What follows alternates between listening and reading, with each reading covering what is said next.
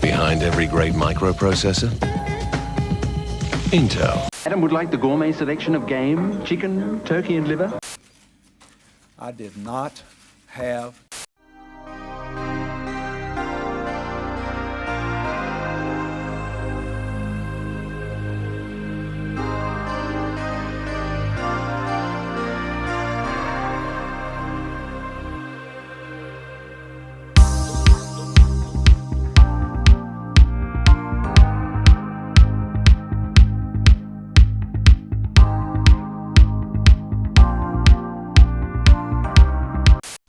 We interrupt this program to bring you a special report. Oh, sorry, you're in my shop. Okay, hi, we are in Waipu. We've just stopped in for some refreshments. We have been driving for about an hour and a half. We're going to Whangarei today, but importantly, we stopped in to get a pie and a L&P drink, sponsor pending. I have not recorded this before because I'm too afraid to record myself in public, but this is the first time. So, I have had 3 pies since I've arrived in New Zealand. I've had one in Cambridge, one in Peiroa, and one in Waipu. I'm going to insert the tier list right here, okay? So, at currently a high A, is the steak and cheese pie that I had in Cambridge. The pie I had in Peiroa, I'm going to put at a solid B.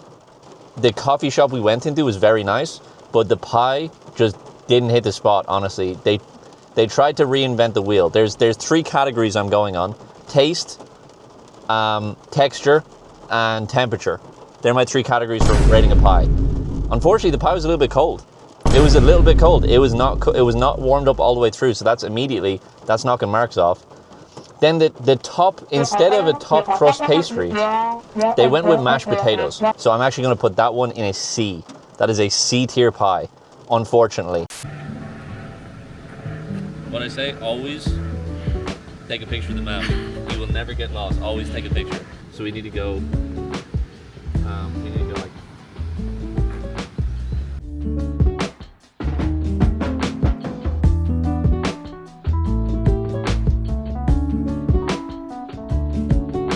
Hello, we've made it here to Whangarei Falls. It's absolutely beautiful and the sun has come out, it looks stunning. We're going to have a little walk around the area, and as we do that, we'll have a little chat with you about the things we've done in New Zealand so far. There's a few things that we've done that have been really cool, but we didn't take a huge amount of footage off to their own video. Yeah. So we thought we'd put little snips in here and there and just kind of tell you about them, and yeah.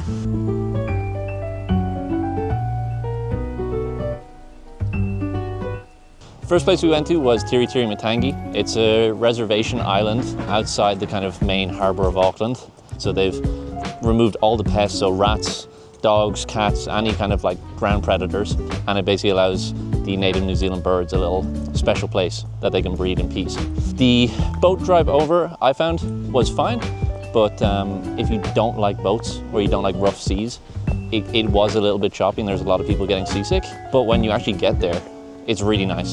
The beach itself is just so beautiful. It's like an iconic kind of tropical island beach, white sand. It's really quiet, and the only thing you can hear is just really intense bird song. We actually got really lucky. We got to see almost every species of bird that we possibly could, bar the kiwi, but that's a nocturnal bird, so it's not going to be out and about when we are. We saw the saddleback, which is kind of looks kind of like a blackbird, but it has kind of a brown, like a leather brown kind of patch over its back and onto its wings.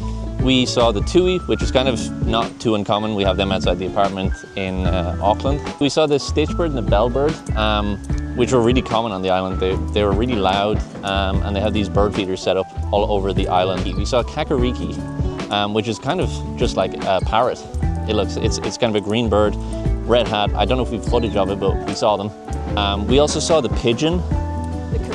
The karuru, which is funny because it's quite big, and apparently they get drunk on the fruit that they eat, and so quite often they will like fall out of trees. Got the iconic takahe.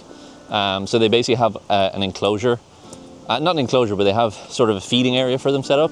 And then we also saw, which I think is probably the coolest thing, we saw a weta, which is the native insect to New Zealand. Tiritiri Matangi is definitely worth going to. Even if you're not interested in birds, it's just a beautiful island. It's very quiet, it's very peaceful. The tour guides there are all volunteers and they really care about it. Outfit of the day. OOTD.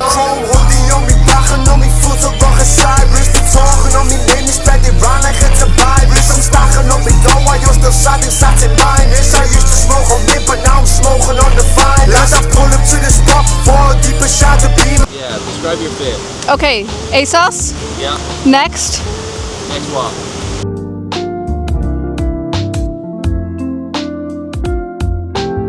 So for Hobbiton, we did the behind the scenes tour, and that was pretty good. So you got to the Hobbiton site, they take you on a little bus over to the set, and then we did the full tour of the set, and we also saw so we did the main set, and then we went and we had a drink at the Green Dragon Inn. Yes. Which honestly, I actually didn't think my drink was great. It was very good. I think I will say, if you don't like Lord of the Rings and you're just going with someone, I think it could be a little bit boring. I wouldn't say it's like a massive area, but I think the highlight for me was going into the actual Hobbit hole. That was really well done, and that took the experience up from like maybe a 12 or a 13 out of 17 to probably like a 15.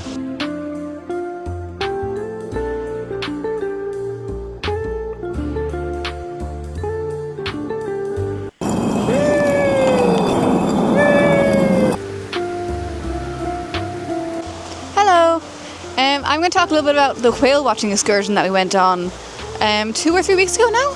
So we had what they call the trifecta day, which is where you see seals and whales and dolphins. We saw a Brooder's whale. We actually specifically saw number 51, who is a female whale. They saw her with a calf a few years ago. And it's really cool. We were able to identify the whale by the shape of her fin, and they showed us how they do that and how they track them. There's 161 Brooder's whales. But yeah, overall it was a great day. It was a really kind of emotional day because it's been like a lifelong dream for me, like a bucket list thing to go whale watching, and I finally did it. So it was really, really exciting.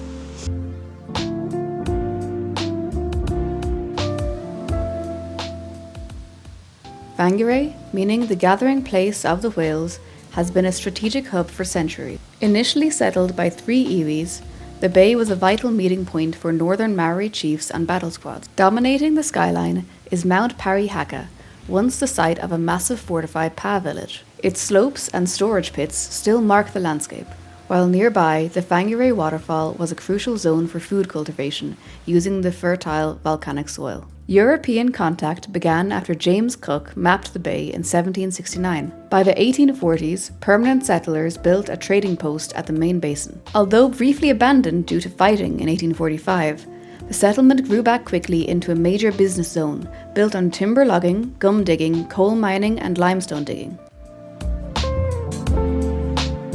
Sorry, I'm not frame. Sorry, Siobhán's just kind of not really. I'm just. That's there we go. That's perfect.